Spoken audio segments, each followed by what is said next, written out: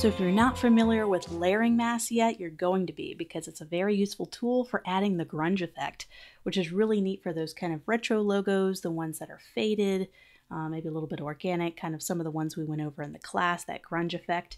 So we're going to use the layering mask and kind of show you how I kind of created this effect that you're seeing on the screen. So here's some simple typography. It's Azo Sans Black. I'm just going to go ahead and create outlines. I'm just creating outlines.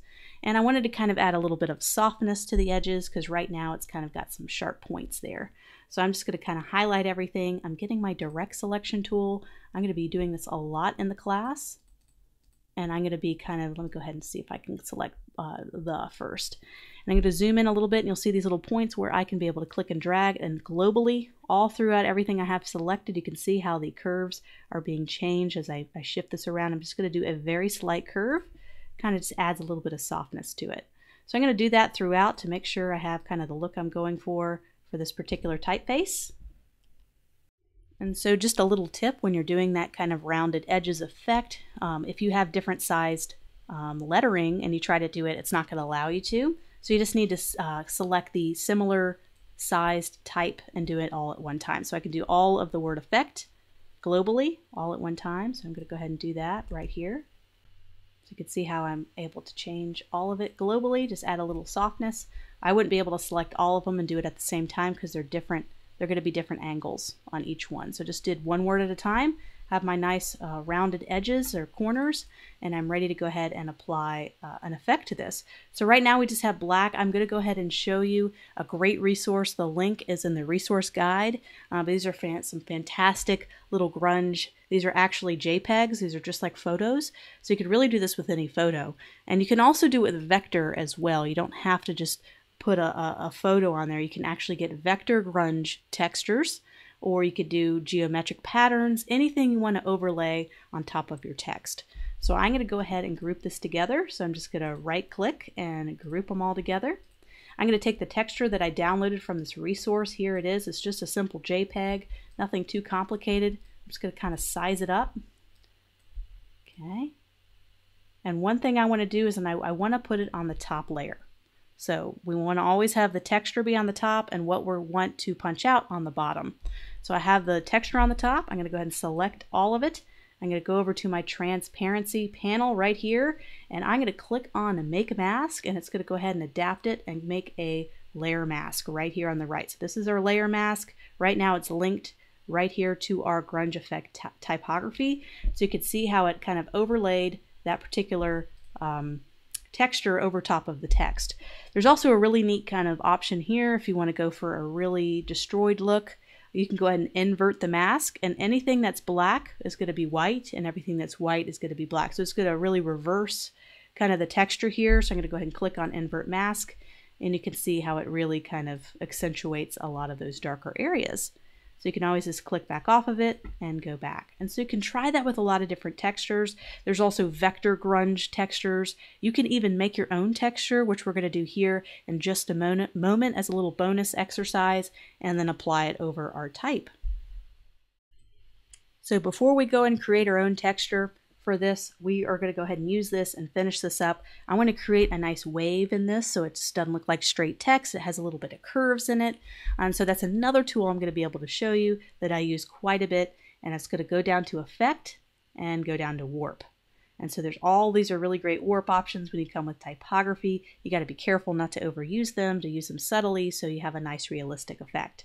So for this one, I kind of want to have a wave effect or a flag effect. So let's go ahead and try the wave. And that seems to work really good, but see how it kind of warps it a little bit. I want to kind of have, I believe, the flag effect would probably be what I'm looking for. So that's okay. We just go down to warp. Let's go to flag, and we don't want to have such a dramatic effect, so we're just going to turn the dial down a little bit. We just want a little bit of a subtle curvature, just like that, kind of a neat wave. We can go ahead and change the color on all this as well. We can have a nice pop of orange. Let's make this a bright orange. Got a right click, arrange, sending that to the back layer. And we can click on this. Let's say I want to change the color. Right now it's gray. So we have our transparency. Anytime you want to edit or look at your layering mask, you're going to bring up the transparency panel. So here's our layering mask right here. This is how we affect this. So if I have this selected, I can go ahead and shift around this texture to how I like it. So you may have a different position you want to put the photo on to have the right grunge effect that you're looking for. But to go ahead and edit the actual text again, we need to click right back to this layer. That's the kind of the trick. And I'm going to change this to maybe a dark blue, maybe a deep blue or purple, and then kind of change the coloring on this just a little bit more, just doing some tweaks, and we have kind of a neat effect. So that's kind of how I went about adding the texture, adding a little bit of a wave, which you can go to effect and go to warp and do all sorts of different types of kind of wave effects, because you kind of see a lot of logos do that where they kind of have that wave and flow, and you wonder how they do that. Some people do it by hand, but I think that's quite a lot to do. And you got to get grids and get it all working. But if you wanted to kind of create that effect quickly, just make sure you just go to warp and you'll be able to do these kind of little effects quickly. So let's create our own texture, because we maybe want to use a vector one. For whatever reason, we want to create our own, and we can practice that layering mask one more time. We're going to do that right here real quick.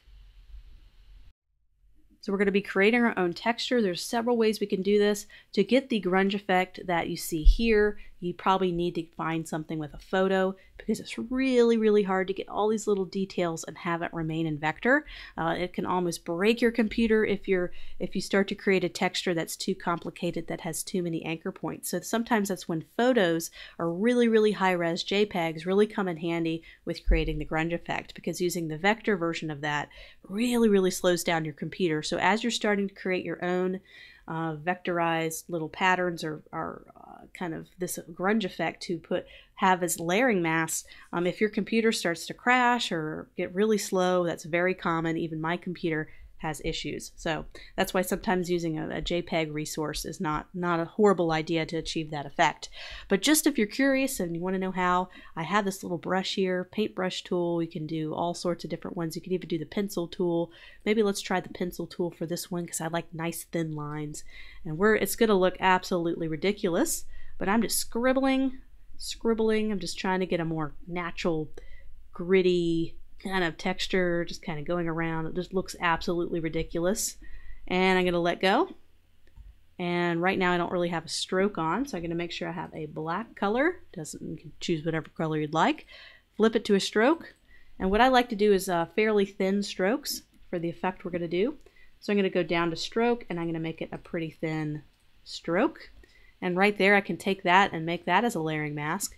Or we can go up to effect, and we can go and do a couple of these warp tools, or we can go to distort and transform, which will take this and really distort this stroke and do all sorts of crazy things to it. And that's what we want to have with a crazy grunge texture. So we could do a pucker and bloat and kind of see what that looks like.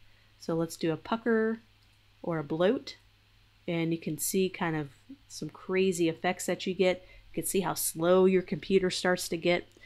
I'm going to continue to mess with distort, maybe do roughen. Roughen's kind of a neat texture. Ooh, that's kind of neat. So there we go. That's crazy. And I bet if I go even crazier, wow, look at that. So let's not do it quite as crazy, and let's add more detail to that. There we go. Let's go ahead and click on OK. Let's see what smooth looks like. And this is a true experimentation. Any combination of these destroy, distort, roughen, you can create all sorts of different combinations. So I'm going to go ahead and click on OK. There's kind of our homemade texture. Looks a little bit crazy, doesn't it? But we're going to apply this as a layering mask. So let's say I want to release this mask. I don't want this one anymore. All you have to do is press the release button, and boom, you got that released. And it's going to go ahead and show the picture released. Okay, so there's our picture, or we can just either slide it out of the way or delete it if we don't want it anymore. And you can see how slow my computer is, because anytime you have this complicated vector, all these anchor points that the computer is trying to load, it gets really, really slow. So don't be surprised if your laptop or your desktop cannot handle this. So here we are. One thing I can do is right now it's set on a path. So one thing to maybe simplify this little kind of homemade texture is just to go to Object, Path, and we can outline the stroke. So that's going to outline all the little strokes. It might make it a little bit easier for the computer to handle it. It took about 5 minutes, but my computer finally outlined the stroke on this, so now I'm ready to apply it. I have it on the top over top of the type. Let me go ahead and position it how I want. You can see how complicated that is. That is hugely complicated. That's all in vector. That's probably a million different anchor points. Let's go ahead and select both of our graphics, and we're going to apply it just like we did a JPEG, and we're going to click on Make Mask in the Transparency panel, and let's kind of see what this looks like. Okay, so there we go. That's kind of our little grunge effect that we created. I kind of like the other one a little bit better, but it was fun to kind of see what that would look like. So that's the grunge effect. So I'm just kind of going over some tools that we use quite often in this class.